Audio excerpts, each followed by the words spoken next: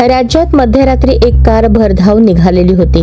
दरम्यान पोलिसांना संशय आला। त्यांनी दरवाजा उघडताच मोठे कांड उघडकीस आले।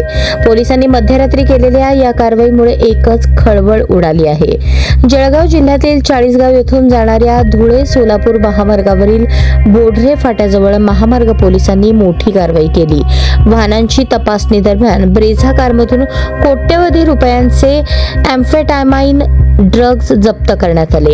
या प्रकरणात आंतरराष्ट्रीय ड्रग्ज रॅकेट असल्याची शक्यता वर्तवली जात आहे। चाळीसगाव महामार्ग पोलिसांनी दिलेल्या माहितीनुसार बोढरे फाट्याजवळ मध्यरात्री वाहनांची तपासणी करत असताना दिल्ली पासिंग असलेल्या ब्रेझा कारला पोलिसांनी थांबवून कार चालकाची चौकशी करत कारची तपासणी केली। यात एक निळ्या रंगाची सूटकेस पोलिसांना आढळून आली। या बॅगेची तपासणी केली असता पॅकेटमध्ये अंमली पदार्थ असल्याचा संशय पोलिसांना आला। यावरून महामार्ग पोलिसांनी वरिष्ठ पोलीस अधिकाऱ्यांना याबाबतची माहिती दिली। या प्रकरणी पोलिसांनी ड्रग्ज तस्करी करणाऱ्या एका आरोपीला अटक केली आहे। मोठ्या प्रमाणात अंमली पदार्थांचा साठा असल्याने फॉरेन्सिक एक्सपर्ट टीमलाही घटनास्थळी पाचारण करण्यात आली। तसेच जिल्हा पोलीस अधीक्षक महेश्वर रेड्डी यांच्यासह वरिष्ठ पोलीस अधिकारी यांनी घटनास्थळी दाखल होत कारमध्ये आढळलेल्या अंमली पदार्थांची पाहणी केली।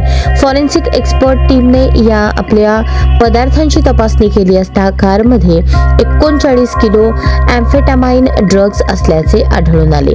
त्याचे आंतरराष्ट्रीय बाजारभाव सुमारे 40 ते 50 कोटींच्या घरात असल्याचे समोर आले। याबाबतची माहिती मिळताच आमदार मंगेश चव्हाण हे देखील घटनास्थळी दाखल झाले। त्यांनी राज्याचे मुख्यमंत्री देवेंद्र फडणवीस यांना फोनद्वारे माहिती सांगितली।